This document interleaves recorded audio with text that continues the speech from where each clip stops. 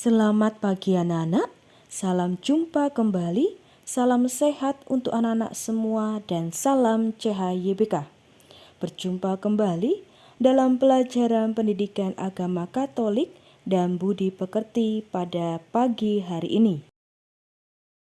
Anak-anak, hari ini kita belajar dengan tema yang baru tentang beriman berarti berbuat demi Allah dengan dua tokoh teladan, yaitu Santo Tarsisius dan Tuhan Yesus. Kompetensi dasar masih sama seperti minggu lalu, yaitu KD 3.4, mengenal makna iman Kristiani sebagai anugerah Allah. Dengan tujuan pembelajaran, yang pertama, peserta didik dapat mengenal makna iman sebagai anugerah Allah. Dan yang kedua, peserta didik dapat membuat kata motivasi dan doa sebagai ungkapan iman akan Allah. Tokoh pertama yang akan kita teladani sikapnya saat ia beriman berbuat demi Allah adalah Santo Tarsisius. Santo Tarsisius berumur 10 tahun saat ia hidup di Italia, Roma pada masa pemerintahan Kaisar Valerianus di abad ketiga. Santo Tarsisius hidup di masa di mana banyak penganiayaan bagi umat Kristiani, sehingga umat Kristiani saat itu dalam melakukan perjamuan kudus bersama para imam harus tersembunyi dari orang-orang Romawi yang benci kepada mereka. Mari kita saksikan bersama-sama kisah Santo Tarsisius saat ia memperjuangkan imannya kepada Yesus.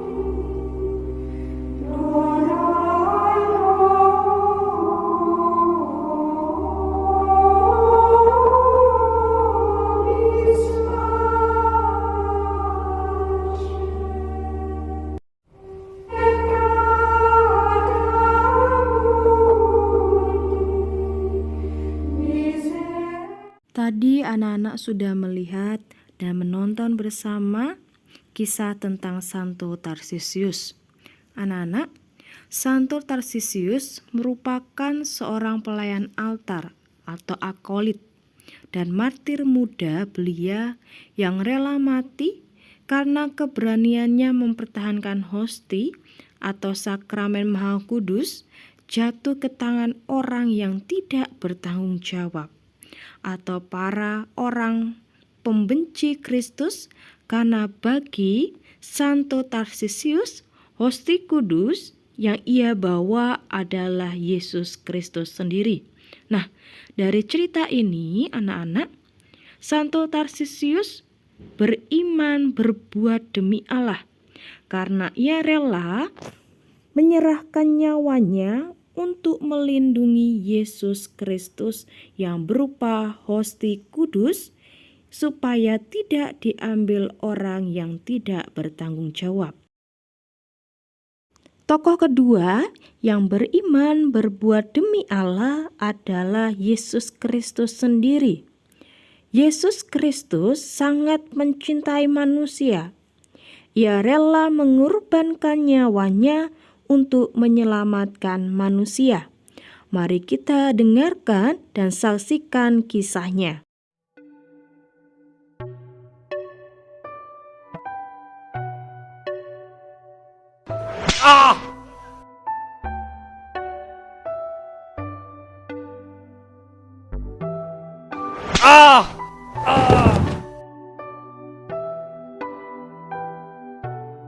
Cepat, cari orang yang akan membantunya.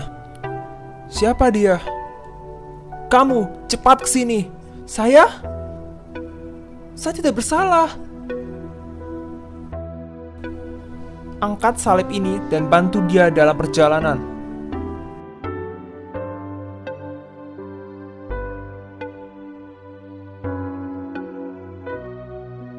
Maka sampailah Yesus di Golgota. Para prajurit mulai mempersiapkan penyalipan. Ini adalah hari yang menyedihkan bagi pengikut-pengikut Yesus, namun tidak bagi para prajurit dan imam-imam besar.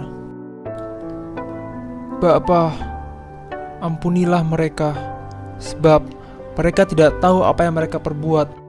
Penyalipan masih terus berlangsung. Matahari bersinar tepat di atas mereka. Lalu kegelapan datang meliputi seluruh daerah itu.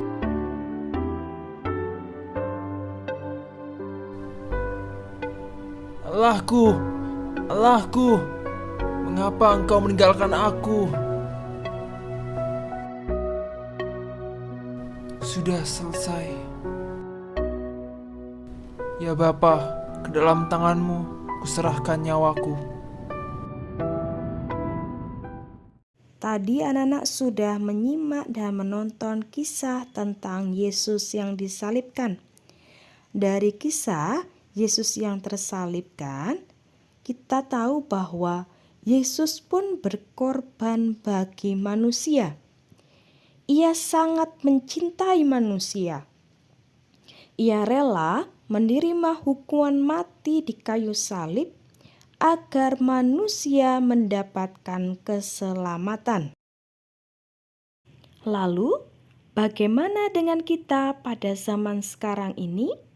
Apakah kita bisa berkurban seperti Tuhan Yesus dan Santo Tarsisius? Berbuat demi Allah?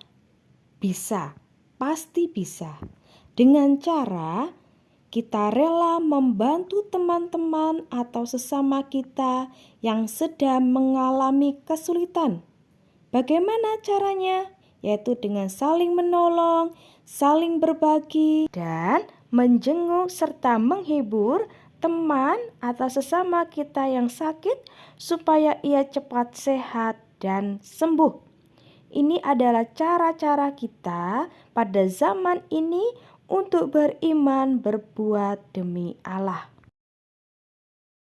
Jadi anak-anak, beriman berbuat demi Allah memiliki arti bahwa kita mau berkorban untuk sesama kita yang menderita seperti yang diteladankan oleh Yesus dan Santo Tarsisius. Caranya dengan saling berbagi, saling menolong, dan saling menghibur untuk teman-teman atau saudara atau sesama kita yang sedang sakit supaya ia cepat sembuh.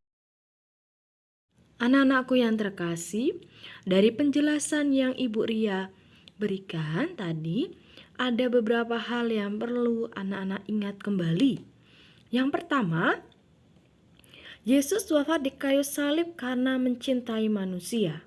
Yang kedua, Yesus wafat di kayu salib untuk menebus dosa manusia.